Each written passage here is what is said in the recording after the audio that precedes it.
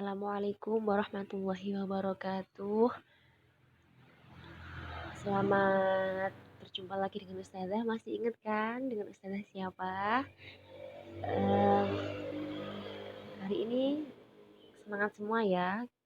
Semoga tetap semangat anak-anak meskipun kita belajarnya melalui proses sistem daring karena pandemi COVID-19. Jadi kita tidak boleh bertemu dulu. Hari ini kalian sudah menginjak di kelas 3 ya. Masih semangat kan? Semoga kalian tetap semangat meskipun di siang hari kayak gini. Hari ini Ustazah mau menjelaskan tentang pembelajaran fikih di bab 1. Anak-anak bisa buka buku di halaman 5. Di halaman 5 dan 4 yaitu melaksanakan sholat sunnah rawatib. Nah, ayo kita baca sama-sama. Di pengertian sholat sunnah rawatib itu apa? Apa sih pengertian sholat sunnah rawatib? Sholat sunnah rawatib yaitu adalah sholat sunnah yang mengiringi atau mengikuti sholat fardu. Sholat sunnah rawatib itu dibagi menjadi 2, yakni yang pertama adalah sholat sunnah rawatib mu'akkad atau yang dianjurkan.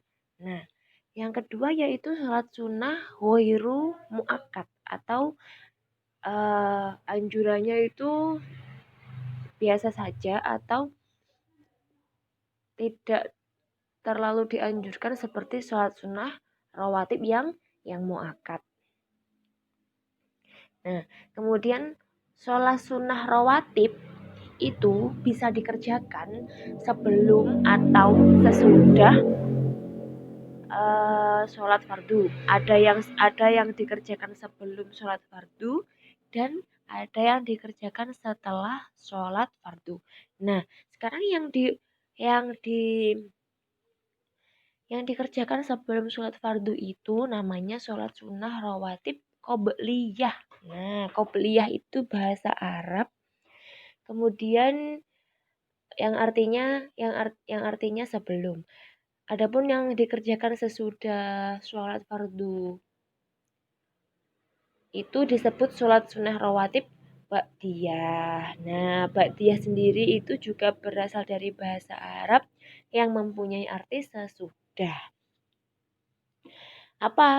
Kemudian apa kegunaan atau tujuan sholat sunnah rawatib itu apa? Nah, yaitu menambah atau menyempurnakan kekurangan yang ada pada sholat fardu. Nah, jadi tujuannya, kenapa sih kok anak-anak disuruh mengerjakan sholat sunnah rawatib itu untuk apa? Nah, itu untuk menyempurnakan kekurangan-kekurangan yang ada pada sholat fardu kita. Nah, gitu ya. Kemudian kita lihat untuk niat-niatnya sholat sunnah rawatib. Nah, di bagian bawah sudah dilihat ya. Nah, itu niat sholat sunnah sebelum subuh. Nah, sholat sunnah sebelum subuh. Kemudian niat sholat sunnah sebelum zuhur. Bisa dibaca. Kemudian niat sholat sunnah setelah zuhur. Kemudian sebelum asar. Sebelum maghrib. Setelah maghrib. Sebelum isya. Kemudian yang terakhir adalah setelah isya. Nah, kemudian kita masuk di halaman 8, waktu dan bilangan sholat sunnah rawatib. Nah, sekarang tadi kan sholat sunnah rawatib ada 2, yaitu mu'akkad dan ghairu mu'akkad. Kemudian sholat sunnah rawatib itu ada di 2 waktu juga, yakni sebelum sholat fardu dan sesudah sholat fardu.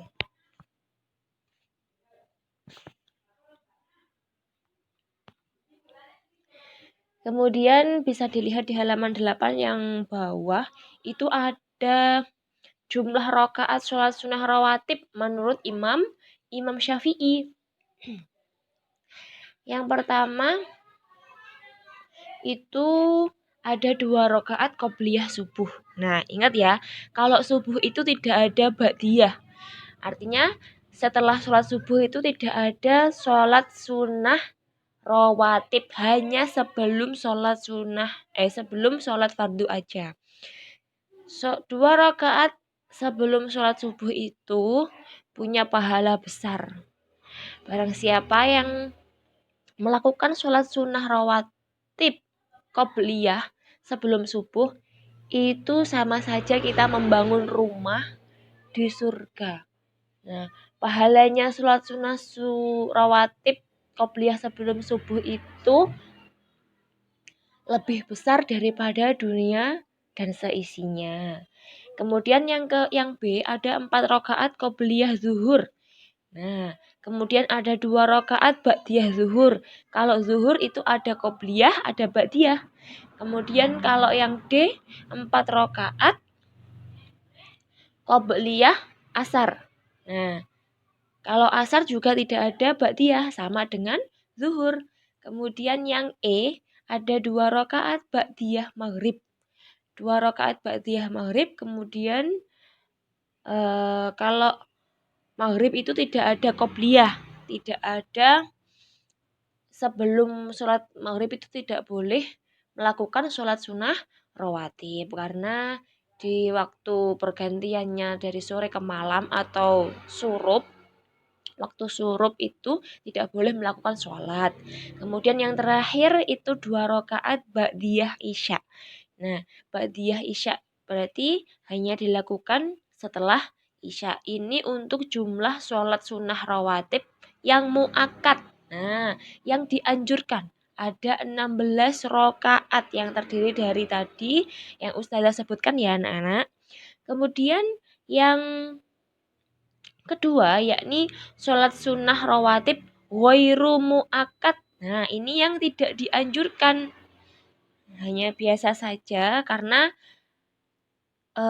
kenapa kok ghairu mu'akad? Karena Nabi Muhammad tidak menjadikannya kebiasaan di sehari-hari. Itu bisa dilihat di keterangan di atasnya tadi ada. Kemudian apa saja? Ada berapa jumlah rakaat yang ghairu mu'akad itu? Ada 6 rakaat. Yang pertama, 2 rakaat ba'diyah zuhur. Nah, 2 rakaat sebelum sholat zuhur itu termasuk ghairu mu'akad, qobliyah ya, ba'diyah. Kemudian yang B itu 2 rakaat qobliyah maghrib. Nah, ini sholat sunnah rawatib yang tidak dianjurkan. Kemudian yang C ada 2 rakaat qobliyah isya. Nah, Ustazah berharap kalian mengerjakan di rumah sholat fardu dengan tertib, dengan lengkap.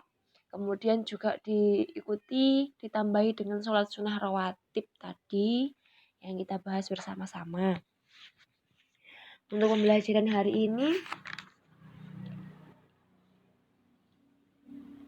Ustazah akhiri dulu. Kita bahas dulu di poin A tadi pengertian sholat sunnah rawatib, kemudian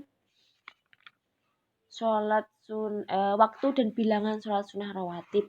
Nah, untuk yang C, keutamaan sholat sunnah rawatib, terus membiasakan sholat sunnah rawatib itu kita bahas minggu depan ya anak-anak. Agar kalian mudah paham, Ustazah tidak banyak-banyak memberikan materi untuk minggu ini. Mungkin ada yang bertanya, silahkan.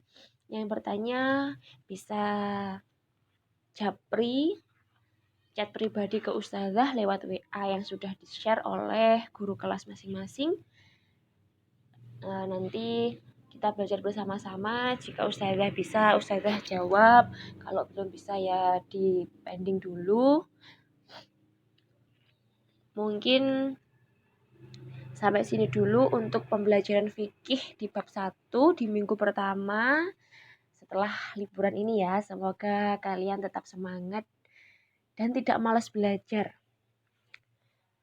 Kemudian untuk tugasnya silahkan dihafalkan dulu niat sholat sunnah rawatib yang sebelum subuh, sebelum zuhur, kemudian setelah zuhur.